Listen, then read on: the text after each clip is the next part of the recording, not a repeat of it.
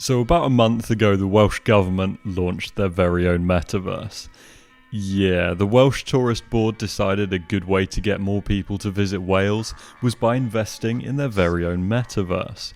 Truly a groundbreaking moment for the tourism industry, and it was a European first, according to the organisers. Now let me spiel off the marketing waffle which came out upon the metaverse's launch before showing you what it actually looks like, just for a bit of context. A new immersive experience means people can visit some of the country's best sites without ever stepping foot in Wales. That was the BBC. They also go on to say that about 600 million people a year use metaverse platforms, according to Visit Wales. Tourism Minister Hannah something or other said the aim of the initiative is to reach new audiences wherever they may be in the world and inspire them to visit our awesome nation for real. By showcasing some of the best Wales has to offer visitors in this incredibly innovative way, we're putting Wales in an online sphere where millions of people meet every day.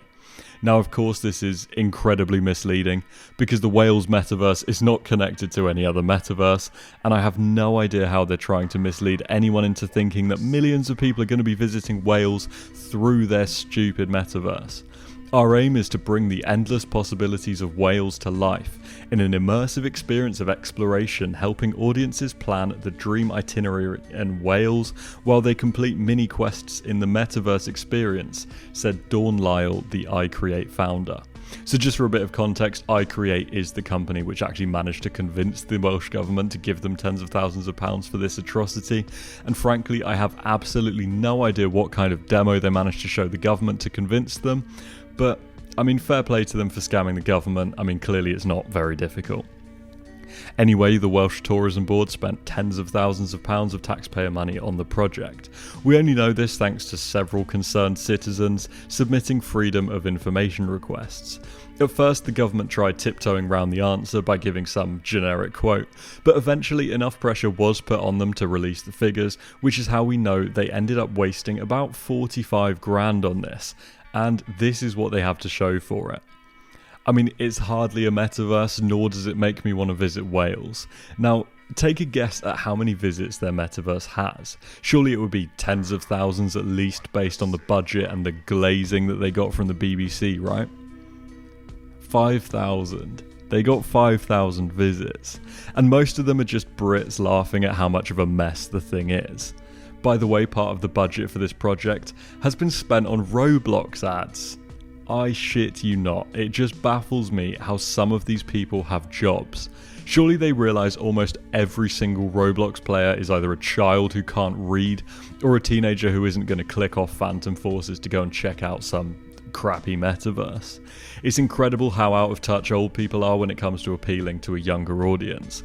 They just have such an appalling grasp on digital marketing that I think the best thing for them to do would be to actually talk to someone under the age of 35. That way they could have saved 45 grand and instead paid me to make a Skibbity Wales Gyat in Ohio TikTok, which I guarantee would have far outperformed their embarrassing attempts at pandering to a Gen Z audience. Maybe that should be my new business, making memes for out-of-touch old people who want to reach an audience they've never bothered talking to and can't relate to in any way. This whole metaverse flop thing really reminds me of the last series of The Apprentice, where I think on multiple occasions they were tasked with coming up with a metaverse to pitch their products. Metaverses are hilarious, they simply exist to impress investors, when in reality the return on investment on these projects is on par with commissioning a half-ton chocolate statue of Joe Biden. Actually, scratch that, the chocolate Joe Biden statue would be a great tourist attraction. With that being said, on the off chance that someone who works for Visit Wales has been sent this, here's a message for you specifically. Stop reading LinkedIn and getting marketing ideas from old people because you're wasting your money. Unless you deliberately did this to utilise your budget to prevent it being cut, in which case you're just like my local council who have dug up the same bit of road before tarmacking over it again at least 14 times this year. And with that, I come to the end of my review of the Wales metaverse. Whoever was responsible for this should be ashamed of themselves, and for that I give it a 1 out of 10. It's so piss poor that I couldn't even review it, so instead just decided to rant over the footage. Having said that, I've just decided it's actually a 0 out of 10, because anything that moves in the metaverse seems to be client-side, meaning that you turn invisible to anyone else if you get on a boat or on a cable car. I'm begging you, please stop wasting taxpayer money on stupid shit like this. You have enough money to reinvigorate tourism, just pay a couple of teenagers to make memes all day about how England sucks and Wales is the best.